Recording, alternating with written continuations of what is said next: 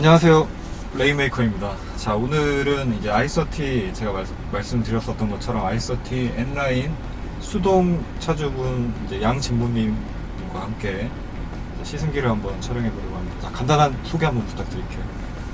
네, 안녕하세요. 저는 성북구 도남동에 살고 있는 양진모라고 합니다. 논현동에서 직장생활하고 있고요. 독일에서 가구 수입해서 고급 빌라, 아파트, 단독주택 등등에 납품하는 그런 일을 하고 있습니다. 네, 제가 저번에 이제 사전 미팅 때문에 한번 매장으로 직접 방문한 적이 있었는데 굉장히 매장이 럭셔리하고 내부는 못 봤지만 일단 그런 곳에서 일을 하고 계시는 분이고요. 나중에 이제 시승 마치고 나서 외부 사진을 한번 찍을 수도 있는데 일단 차 색깔이 이게 이제 무슨 컬러라고 하죠? 스타게이징 블루. 스타게이징. 좀 짙은 네이비보다 조금 연한 그런 파란색이죠.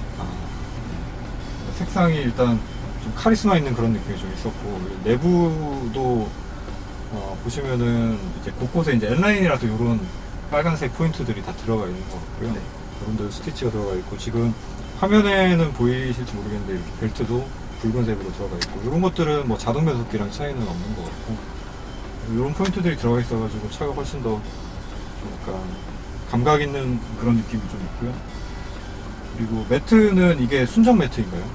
카 매트. 바닥. 네. 이거는 그 썬팅 해주신 업체에서 서비스를 해주신 거예요. 저는 이제 빨간 스티치가 들어가 있어가지고 네. 뭐 이게 매칭 시켜놓은 건 줄 알았어요. 자, 그리고 이제 차 간단하게 이제 출발하기 전에 지금 차를 구입하신 지가 얼마나 되셨는지, 그리고 뭐 주행거리 얼마나 됐는지 이것도 좀 말씀해 주시면 좋을 것 같아요. 지금 제가 작년 11월에 이게 출시되자마자 계약을 해서 작년 11월 정도부터 타고 있고요.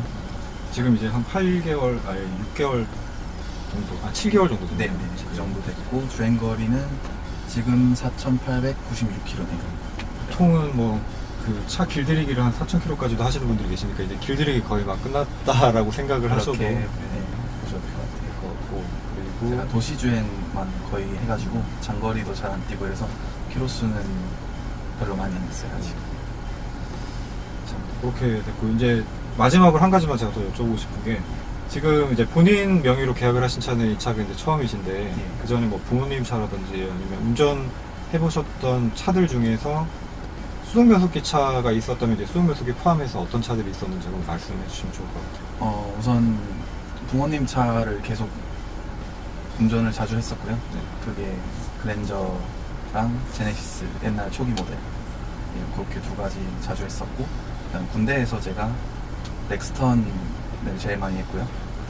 그다음에 렉스턴이라면 쌍용? 네, 쌍용 렉스턴을 주로 하고, 그리고 수동 같은 경우는 1톤 포터랑 그 스타렉스 두 가지 모델이 저희 부대에 이제 수동으로 있어가지고 그거 좀 종종 하고, 그다음에 소카를 제가 이 차를 구입하기 전에 소카를 되게 자주 썼거든요. 네. 그때는 뭐 당연히 다 자동 변속기이긴 하지만 여러 가지 차종 많이 해봤던 것 같습니다.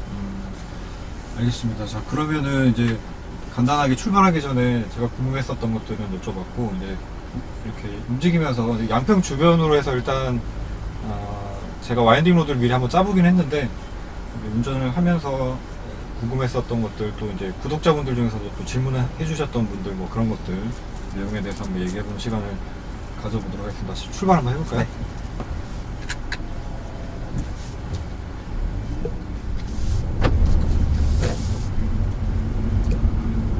자, 일단 출발할 때 느낌이 되게 진짜 부드럽게 이렇게 출발을 하시네요. 이렇게.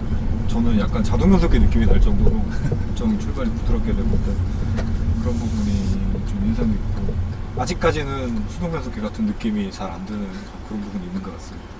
그리고 캘리시아 여기도 이제 저는 처음 와보는데, 차주님 만나기 전에 사실 1시간 정도 전에 먼저 저는 이제 사전 답사를 해봤는데, 길이 되게 그냥 달리기만 해도 좀 힐링이 될 것처럼 숲도 양쪽으로 있고 되게 예쁜 길이었습니다.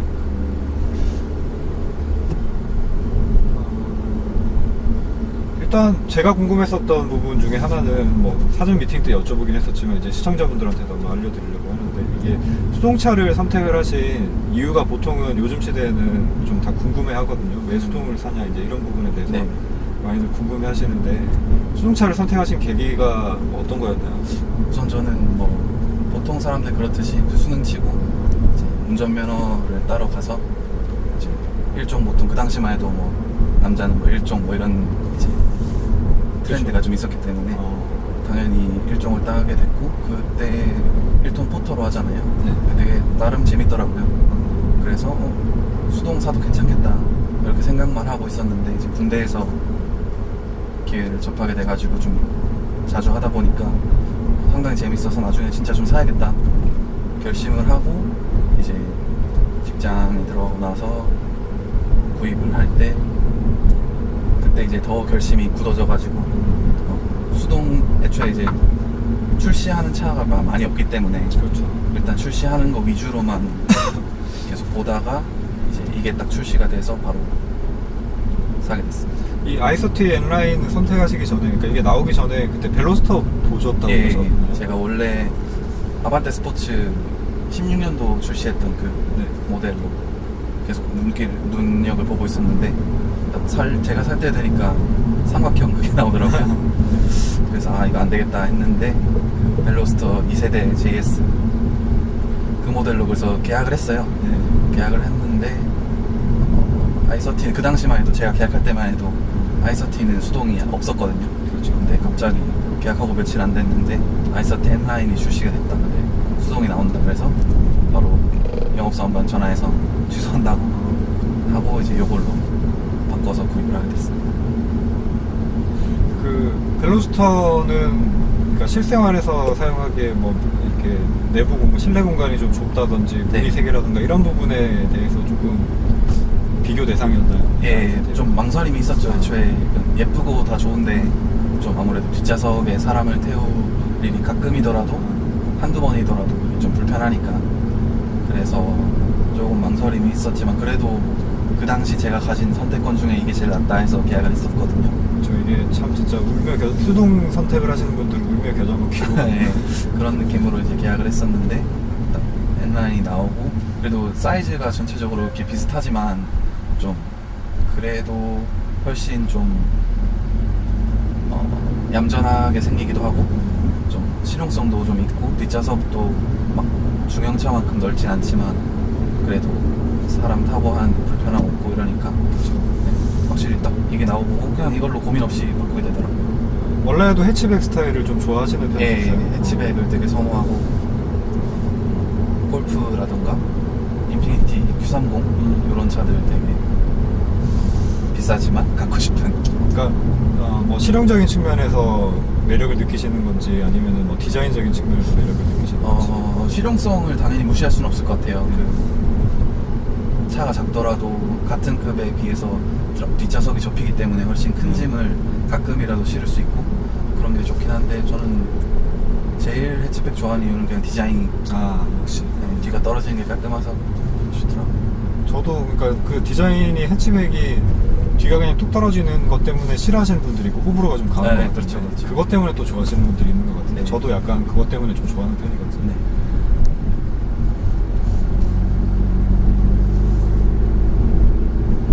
자, 지금 이제 아까 한 4,000km 정도 주행을 하신 거라고 네. 말씀하셨는데 4,000km 주행하시는 동안에 이제 차에 대해서 일단 크게 그냥 간단하게 한 가지씩만 장점하고 일단 장점만 먼저 제가 여쭤볼게요. 네. 제일 이제 만족감을 주는 부분이 어떤 부분이 있을까요? 우선 저는 디자인이 네.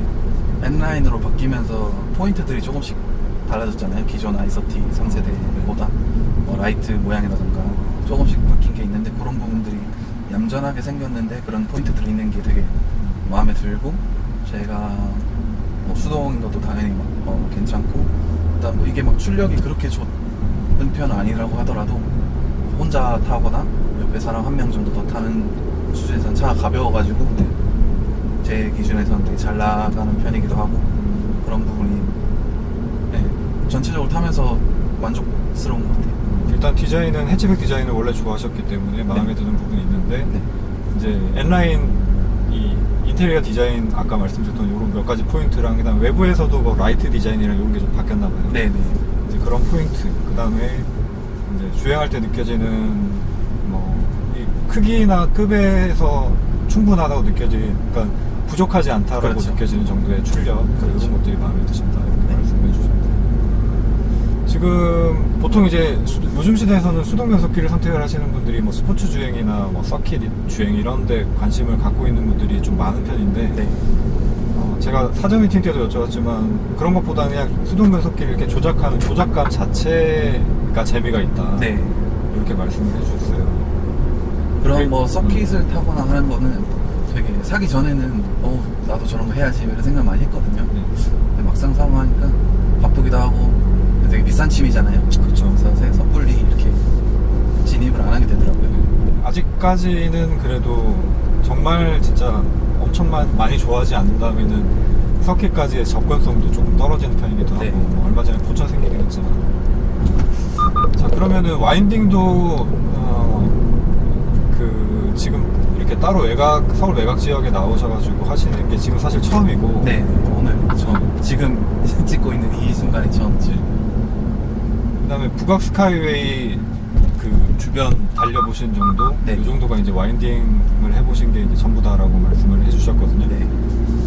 자, 그러면 지금부터는 이제 조금 약간 와인딩 모드로 한번 바꿔가지고 한번 재밌게 한번 달려보시면 좋을 것 같아요. 그런 와인딩 할 때 이게 서킷 할 때도 마찬가지고 힐앤토라든가 그런 좀 기술 그런 거는 제가 또 할 줄 몰라서 그냥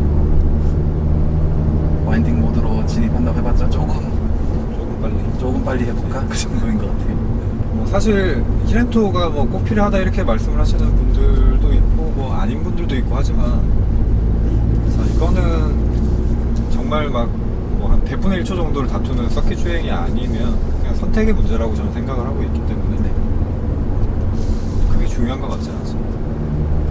네, 요런 포인트에 이제 이렇게 방지턱들이 있어가지고 이게 상당히 거슬리네요. 네, 거의 진짜 되게 생긴 거에 비해서 속도를 완전히 많이 죽여야 되죠. 네.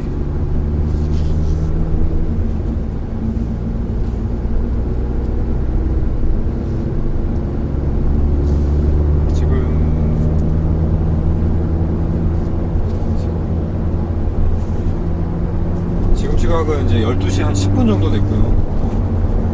자전거 타시는 분들이 아무래도 지금 일요일이다 보니까 자전거 타시는 분들도 좀 많고 해서 부분 안 보이는 블라인드 코너는 조금 조심해서 이제 운전을 해주시면 좋을 것 같아요.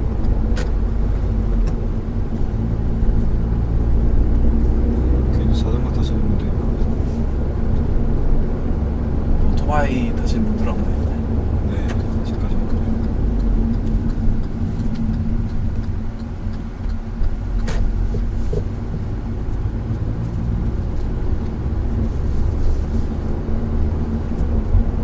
지금도 거의 변속은 한 2,500rpm 미만 정도에서 계속 하시죠.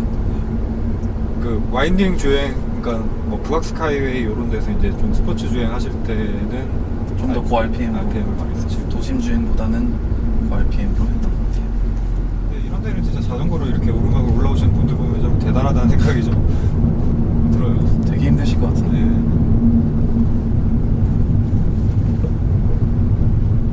근데 위험하게만 안 하면 굉장히 생산적인 취미인 것 같아요. 그렇죠. 건강도 좋아지고. 네, 건강 좋고. 지금 제원상 출력이 206마력 정도 되는 거죠. 204마력. 지금 이따가 제가 운전을 해보면은 또 느끼는 부분이 있겠지만, 한 3000rpm 미만에서도 이렇게 오르막 올라갈 때나 이럴 때 제 차 느낌과는 진짜 확실히 좀 다른 게, 제 차는 이제 터보 엔진이 아니고 출력도 좀 낮다 보니까 진짜 차가 너무 비실된다라고 해야 될까 그런 느낌이 좀 있는데 전혀 이제 그런 느낌은 없습니다. 지금 이 정도에서도 저는 이제 기어를 바로 낮춰야 되거든요. 힘이 부족해가지고. 너무 심한 오르막 아니면은 사실 평지보다 경사했을 때 이제 RPM을 좀 더 같은 속도에도 더 저단으로 가야 되고 이렇잖아요. 네. 이렇게 진짜 심각한 경사만 아니면 큰 차이는 없는 것 같아요. 그만큼 이제 낮은 RPM대에서도 이렇게 토크가 조금 두둑하게 나오니까 운전하시기가 상대적으로 좀 편하겠어요. 뭐 소카 아까 많이 이용해 봤다고 하셨는데 네.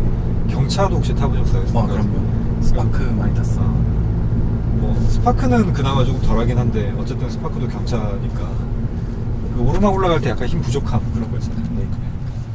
근데 이제 간혹 와인딩이라는 단어 자체를 조금 예민하게 생각을 하시는 분들이 계세요. 그러니까 와인딩이라는 게 꼭 무슨 약간 서킷에서 주행하는 것처럼 막 타이어 소리 내면서 막 이렇게 주행을 해야 돼. 그걸 와인딩이라고 한다라고 생각을 하시는 분들이 계신데 뭐 어떻게 됐든지 간에 개인 생각이니까 거기에 대해서는 제가 뭐 따로 이렇게 맞다 틀리다를 말씀을 드리고 싶은 부분은 없지만 자기 실력만큼 달리시는 게 가장 중요한 것 같아요. 공공도로라는 거는 혼자 달리는 공간이 아니기 때문에 여러 가지 뭐 시야가 확보되는 상황이나 그다음에 다른 운전자들과 함께 어울리는 이런 상황들을 고려를 해서 자기가 달리고 완전히 보장되는 범위 내의 속도로만 재밌게 달리면은 그게 가장 이상적인 와인딩이라고 저는 생각을 그렇죠. 운전하는 본인만 재밌으면 네. 괜찮은 것 같아요. 지금 제가 막 엄청나게 다이나믹하게 달리고 있진 않지만 저 나름 되게 재밌게 지금 달리고 있는 것 같아요.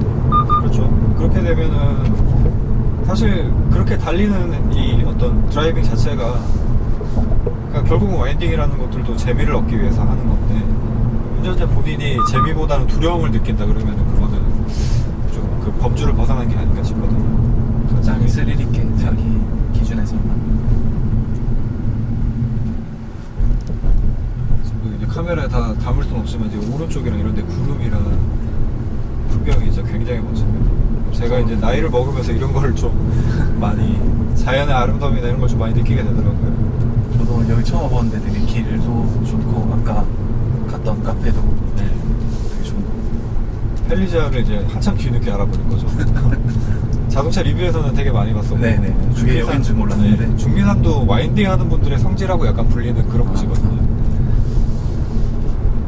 저런 방지턱들만 아니면 되게 좋은 것 같아요. 네, 그 전에 이제 약간 과속하시다가 사고를 내신 분들도 많고 또 주민들 항의가 아마 많았을 것 같아요. 그래서 불가피하게 이렇게 좀 재미를 느낄 법한 포인트 직전에 방지턱들이 이렇게 많이 있습니다. 스카이웨이 달리실 때도 이 정도 페이스로 이렇게 네. 달리셨어요?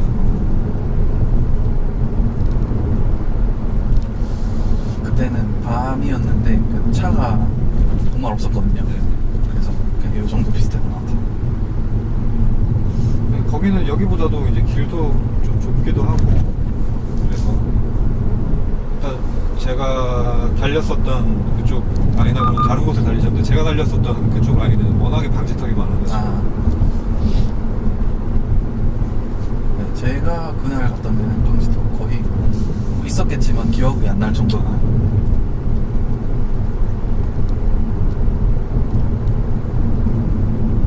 강원도 쪽은 지금 차로는 가보신 적이 없으시죠? 지금? 얼마 전에 화천 화천 쪽에 친구들이랑 놀러 뭐 갔었어. 그 차에 이제 이 작은 차에 4명 남자 4명 타고 그 4명 타고 뭐 짐도 좀 싣고 이렇게 예, 갔었겠는데 그 사람이 4명이 타고 이제 짐 싣고 했을 때 그 주행 질감이 좀 차이가 느껴지시던가요? 저속에서 확실히 다른 것 같아요.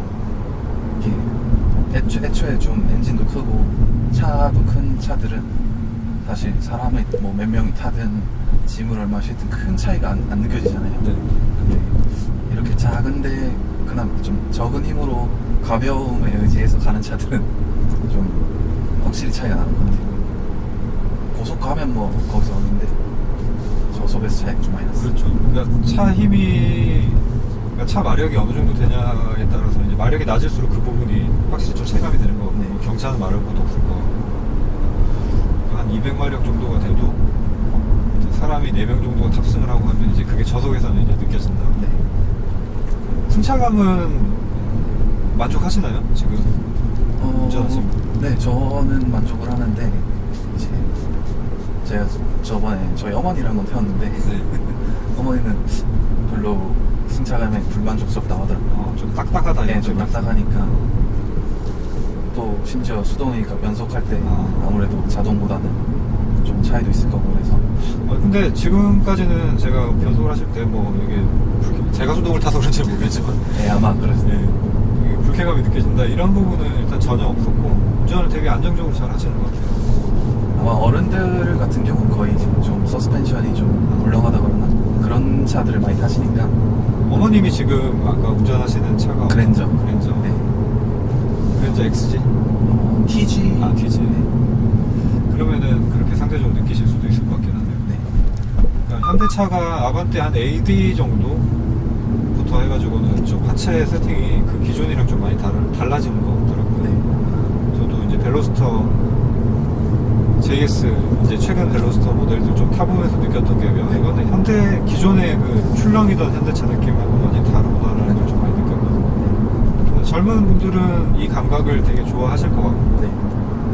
또 뭐 나이가 조금 있으신 분들 중에서도 스포티한 주행을 좋아하시는 분들은 이게 좀 확실히 더 안정감이 느껴지는 세팅이라고 저는 생각하기 때문에 마음에 듭니다.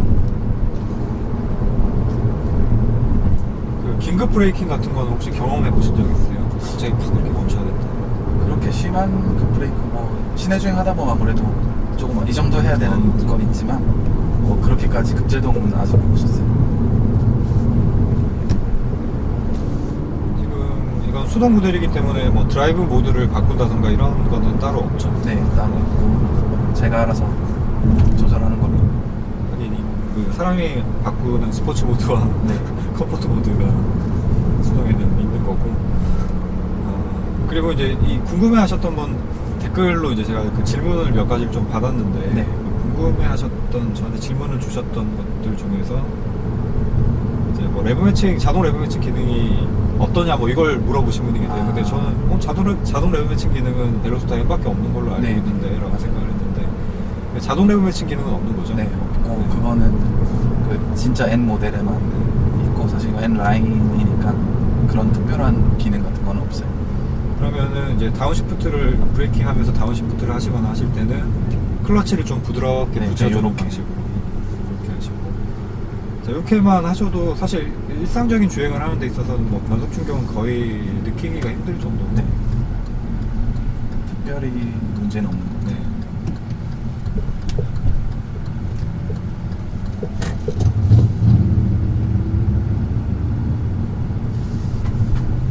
그리고 지금 이제 엔진 파워가 그래도 한 200마력 정도 나오기 때문에 뭐 저속에서 이렇게 힘이 부족하다던가 뭐 이런 증상은 지금 전혀 없는 상태고 네.